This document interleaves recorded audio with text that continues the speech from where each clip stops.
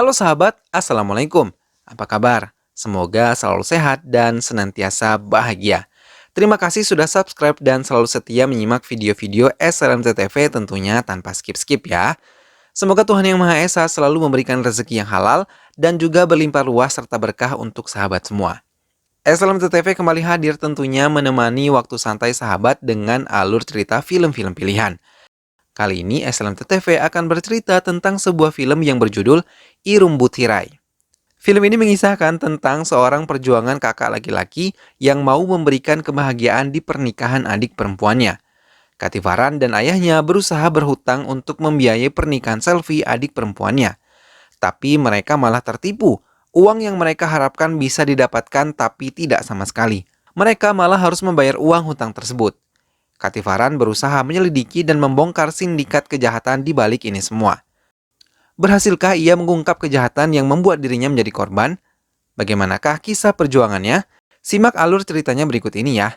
Tapi sebelumnya ingat selalu untuk dukung terus SLMT TV dengan cara klik like, komen, share, dan juga subscribe.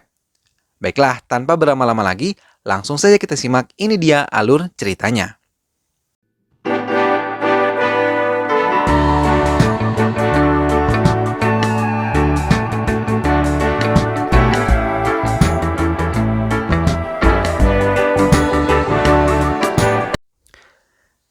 Sekelompok hacker mulai bekerja untuk mendapatkan data calon mangsanya. Mereka menyadap semua data-data melalui smartphone yang mereka miliki tanpa mereka sadari. Dengan memberi mereka iming-iming uang yang banyak dan hanya memberikan komisi kecil kepada para agen, para korban tergiur dan akhirnya masuk ke dalam jebakan sindikat hacker tersebut. Salah satunya adalah Guru Murti yang tengah kesulitan mendapatkan dana untuk kehidupannya. Ia dirayu oleh seorang agen peminjam uang untuk mau meminjam uang kepada kelompok mereka. Akhirnya Guru Murti menyetujui dan mengikuti saran yang mereka ajukan. Tapi mereka berhasil meretasnya hingga uang yang berada di rekening berpindah kembali ke tangan para hacker dan Guru Murti harus melunasi hutangnya tanpa bisa menikmati uang yang telah ia pinjam. Tekanan yang diberikan oleh penagih hutangnya membuatnya frustrasi. Tanpa berpikir panjang, ia terjun dari lantai rumah susunnya dan meninggalkan anak perempuannya yang berumur 6 bulan beserta istrinya. Kejahatan itu meningkat tajam. Banyak warga melaporkan semuanya kepada pihak bank. Tapi pihak bank selalu angkat tangan karena setelah mengecek transaksi yang terjadi, uang tersebut telah ditarik secara online oleh pemiliknya. Namun para korban tidak merasa melakukan hal tersebut. Di area latihan militer Angkatan Darat, Katifaran merupakan kepala tentara yang baru saja diangkat untuk memimpin latihan para tentara baru. Ia dengan keras melatih para tentara baru dengan penuh kedisiplinan dan menghukum mereka bila sedikit saja melakukan kesalahan. Katifaran yang biasa dipanggil Katir mengunjungi pamannya. Ia merasa bingung melihat pamannya merawat balita. Paman Katir menjelaskan balita tersebut adalah anak perempuan Guru Murti yang meninggal bunuh diri akibat terlibat hutang dan istrinya sedang mengurus asuransi. Aksi hacker itu pun melebar. Mereka telah menipu Stephen Raj, kepala sekretariat kantor Katir. Sementara Katir mengikuti saran atasannya untuk berkonsultasi kepada psikiater dan ditemani pamannya ia menemui Rati Devi, seorang psikiater cantik yang menarik perhatian Katir sejak awal berjumpaan. Stephen Raj yang meminta tolong kepada pihak IT kantornya malah merasa bingung karena dalam waktu 2 detik posisi hacker telah berubah tempat, bahkan berubah negara. Mereka pun berhasil menghabiskan uang yang ada di rekeningnya tanpa tersisa sama sekali. Rati Devi dan Katir semakin dekat karena Katir selalu berkonsultasi kepada Rati Devi. Mereka tidak segan untuk menceritakan apa yang mereka alami selama ini. Kemudian datanglah seorang pria bernama Kesavan yang mencintai Selvi, adik perempuan Katir. Mereka telah saling mencintai dan ingin segera menikah. Mendengar hal itu, Katir menanyakan langsung kepada Selvi tentang kebenaran hal itu. Selvi mengakuinya dan menyatakan kebenaran akan hal tersebut. Katir dan ayahnya akhirnya memikirkan cara untuk mendapatkan uang agar dapat menikahkan Selvi. Katir dan pamannya kemudian mencoba meminjam kepada beberapa bank, namun semua menolaknya. Hingga mereka bertemu seorang yang bernama Abdul, seorang agen peminjaman uang yang tengah membuka lapak di depan semua bank. Abdul memberikan penawaran pinjaman kepada mereka dengan syarat mereka harus mengisi data dengan mencantumkan data-data palsu karena data-data asli mereka tidak akan bisa mendapat pinjaman dari bank manapun. Katir merasa tidak nyaman jika memberinya data-data palsu. Tapi sang ayah Rangswamy memujuknya dan mengatakan ini adalah satu-satunya jalan untuk mendapatkan dana untuk pernikahan selfie. Akhirnya mau tidak mau Katir menyetujuinya. Abdul hanya meminta komisi 10% dari hutang yang mereka ajukan, dan mereka harus membayarnya dengan menggunakan cek. Katir dan ayahnya menyetujuinya, membayar Abdul dan merasa lega karena mereka akhirnya mendapatkan dana untuk menikahkan selfie. Namun saat di halaman parkir, Katir bertemu ayahnya yang nampak kebingungan. Setelah menjelaskan, ayahnya mengatakan kalau uang yang ada di ATM-nya tidak bisa diambil. Katir membawa ayahnya kembali ke ATM. Ia melihat pemberitahuan di mesin ATM saldo mereka tidak mencukupi. Mereka akhirnya memutuskan untuk pergi ke bank dan menemui petugas bank. Katir menjelaskan semua masalahnya. Kemudian petugas bank tersebut memeriksa laporan mutasi di rekening Rangswamy. Petugas bank tersebut mengatakan kalau uang yang ada di rekening telah diambil melalui internet banking. Rangswamy mengatakan ia tidak mengerti sama sekali tentang internet banking. Ia hanya menggunakan ATM saja. Melihat nasabahnya merupakan korban penipuan lagi, petugas bank tersebut menyarankan mereka melaporkannya kepada kantor polisi dan membawa bukti-buktinya. Katir keluar bank dan mencari Abdul di sekitaran bank yang membuka stand di tempat bank tersebut. Namun ia tidak menemukannya. Katir kemudian menelpon Albert, teman kantornya yang bertugas di bidang IT, dan meminta menyelidiki tentang kasusnya lalu kebenaran yang dikatakan oleh petugas bank. Albert mengatakan semua mutasi tersebut benar, dan memang uang tersebut telah diambil melalui internet banking dan telah berpindah tangan. Rati Devi menyarankan menemui teman ayahnya dan membuat laporan dengannya. Katir pun menurutinya. Dengan diantar oleh Rati Devi, Katir menceritakan semuanya kepada polisi tersebut, hingga terbongkarlah kalau Katir menggunakan data palsu. Bukan mendapat bantuan untuk menyelesaikan masalah tersebut, Katir malah disalahkan dan dianggap menipu dan merugikan pemerintah karena sebagai tentara ia malah menipu negara menggunakan data palsu untuk mendapatkan pinjaman dari bank. Polisi tersebut pun mengusir Katir dan memintanya tetap harus membayar semua hutang-hutangnya kepada bank agar tidak menunggak.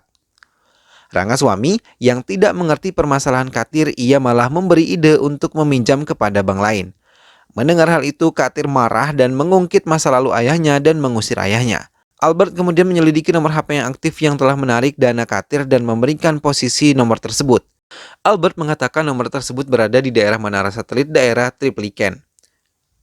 Sampai di rumah, paman Katir menceritakan melalui teleponnya kalau Rangswamy mengurung diri sejak pagi dan tidak makan apapun.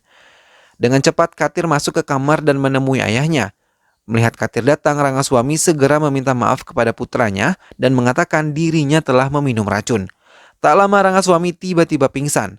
Katir melarikan ayahnya ke rumah sakit dan langsung mendapat perawatan dari pihak rumah sakit.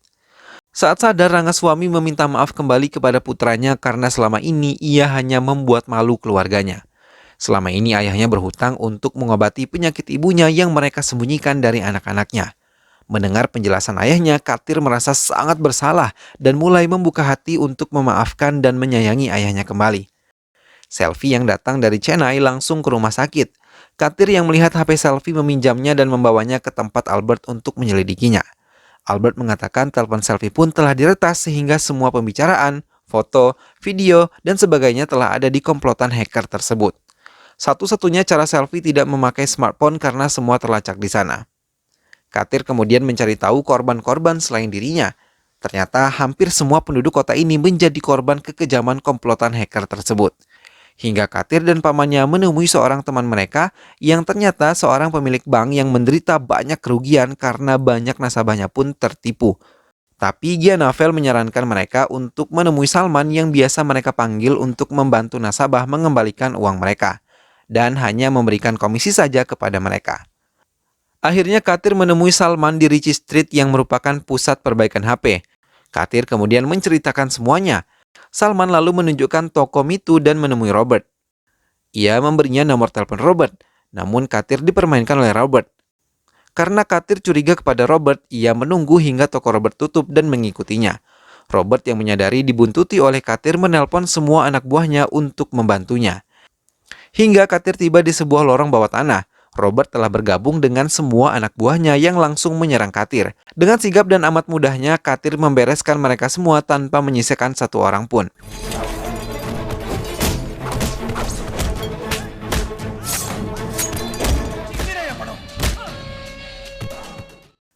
Katir memaksa Robert untuk berbicara siapa dalang dari semua ini. Robert mengatakan kalau ia tidak pernah bertemu secara langsung bos besar mereka.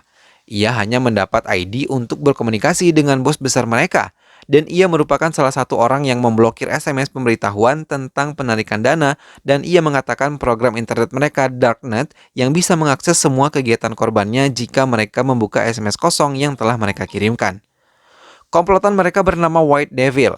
Katir mengambil beberapa barang bukti dari kantor Robert dan menghantam kepala Robert menggunakan laptop, kemudian pergi meninggalkan Robert yang tergeletak. Sampai di rumah, Katir dan teman-temannya membahas dan membuka harddisk yang Katir bawa dari tempat Robert. Ia menemukan calon korban berikutnya yaitu Ziva Kumar. Maka mereka semua bergerak mengikuti mobil Ziva Kumar yang menuju stasiun. Katir yang bertugas mengikuti Ziva Kumar berusaha semaksimal mungkin untuk tidak tertangkap CCTV yang merupakan akses White Devil mengikuti korbannya, karena semua CCTV di kota sudah ada dalam kendalinya, hingga ia dengan mudahnya mendapatkan rekaman korban-korban. Hingga Katir berhasil menarik Ziva Kumar yang mau menemui agen White Devil untuk menyerahkan data-datanya. Agen yang dilihat Katir adalah Abdul, seorang yang sama yang menipu dirinya dan juga ayahnya. Namun kelompok White Devil dengan cepat menyadari kalau ada seorang yang mengikuti calon korban mereka. Hingga komplotan White Devil meminta Abdul untuk mengikuti Katir yang telah masuk ke kereta. Tapi Katir dengan cepat menyerang Abdul, menutup wajah Abdul dengan bajunya hingga Abdul tidak melihat wajah Katir. Namun saat Abdul dihajar dan dipaksa berbicara, komplotannya mendengar dari HP milik Abdul yang terlempar. Hingga White Devil akhirnya menemukan siapa Katir. Penjelasan Abdul sama dengan penjelasan Robert tentang cara kerja White Devil. Bos White Devil meminta semua agennya untuk menyelidiki 18 nasabah yang ditolak oleh bank dan merupakan sasaran empuk bagi kelompok White Devil. Setelah mengetahui sistem kerja kelompok White Devil, Katir beserta teman-temannya menyelinap ke Bank TTS yang merupakan bank penyalur dana hutang kepada nasabah. Syam yang bertugas menyelinap ke kantornya dan mengawasi petinggi-petinggi TTS Bank melaporkan kepada Katir yang menunggu di parkiran. Ia bertugas memberi SMS dengan isi, "Saya tahu mengenai White Devil," hingga Mohan menelpon White Devil dan menceritakan semuanya. Dari seberang telepon, White Devil memerintahkan Mohan untuk membuang SIM card-nya ke WC dan nanti akan ada agen lain mengganti SIM card tersebut. Tak berselang lama, datang seorang agen White Devil memberikan beberapa chip dan menempelkannya ke beberapa bagian tubuh Mohan. Syam kemudian melaporkan semuanya kepada Katir, sehingga sewaktu Mohan menuju parkiran, Katir segera membawanya masuk ke mobil dan mengambil semua chip yang ada di tubuh Mohan. White Devil memerintahkan anak buahnya mengikuti penculik Mohan melalui chip yang menempel di tubuh Mohan, namun mereka curiga karena mereka tiba di lapangan kosong. Mereka turun dari mobil lengkap dengan pistol di tangan mengikuti petunjuk chip tersebut. Tapi mereka tertipu karena chip-chip yang menempel di tubuh Mohan telah berpindah ke leher kambing yang terikat. Dan mereka kembali terkejut ketika beberapa mobil datang dan menerangi mereka semua. Hingga akhirnya Katir datang menggunakan seragam tentaranya. Kelompok White Devil menyerah karena jumlah dan persenjataan mereka tidak sesuai dengan kelompok Katir. Hingga salah satu dari mereka buka mulut dan mengatakan bahwa mereka adalah yatim piatu yang dibiayai oleh Amarajoti yang bekerja dengan White Devil atau Satya Murti. Setelah mendapat data tentang Satya Murti, Katir langsung membuntutinya ke sebuah hotel.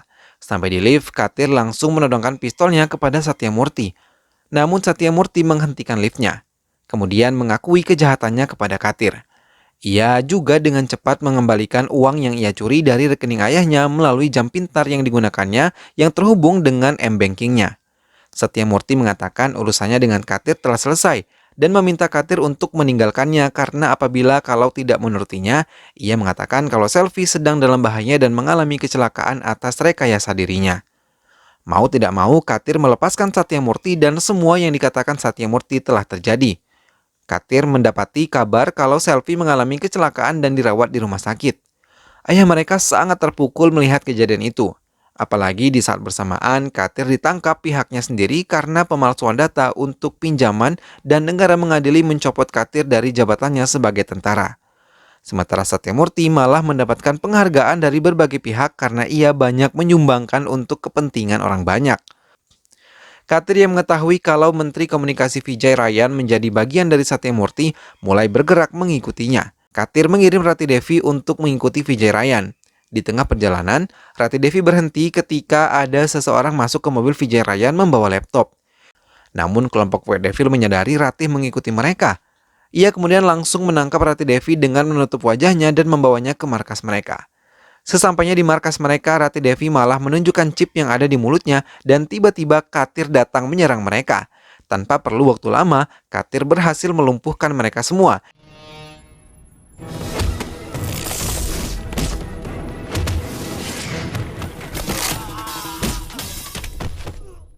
Katir kini berhasil meretas sistem keamanan White Devil. Satyamurti marah dan segera bergerak menyelamatkan asetnya yang lain. Ia memerintahkan anak buahnya untuk menghancurkan semua database dan mengeluarkan uang-uang yang ada di rekening mereka. Sampai di markasnya, Satyamurti langsung menuju kantornya dan mulai menghancurkan semua data miliknya. Namun ia terkejut ketika menuruni tangga melihat semua anak buahnya pingsan dan beberapa berantakan. Kemudian Katir datang menertawakan Satyamurti yang terdesak. Katir mengatakan ia membawa semua korban-korban White Devil dan siap menghukum Satyamurti.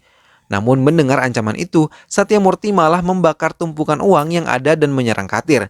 Namun Katir hanya tersenyum dan mengatakan uang-uang tersebut adalah uang Menteri Vijayarayan. Satyamurti tersenyum dan ia mengatakan bahwa ia menjalankan White Devil karena diperkuat oleh Vijayarayan sebagai menteri. Dan ia berhasil mendapatkan sidik jarinya dan menggunakan itu untuk membuka semua sistem keamanan IT dan juga perbankan. Satyamurti pun langsung menyerang Katir. Mereka bertarung hingga membuat Satyamurti terdesak.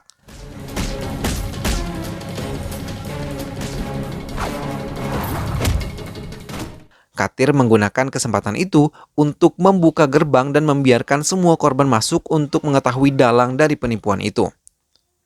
Mereka menyerbu Satyamurti dan memukulinya. Sementara Katir yang berhasil meretas keamanan rekening Satyamurti mengembalikan semua uang nasabah kepada rekening mereka. Film pun selesai. Nah sahabat, itulah tadi alur cerita film Irumbu Tirai. Perjuangan Katir dalam mengungkap sindikat pencurian uang patut diacungi jempol ya. Semoga sahabat semua terhibur setelah menyimak alur cerita film ini ya. Terus saksikan film-film dan juga alur cerita lainnya hanya di SLMT TV. Dukung terus SLMT TV dengan cara klik like, comment, share, dan juga subscribe. Sampai berjumpa lagi di alur cerita film yang lainnya. Saya selalu sahabat, terima kasih sudah menyimak video ini sampai akhir. Sampai jumpa. Wassalamualaikum.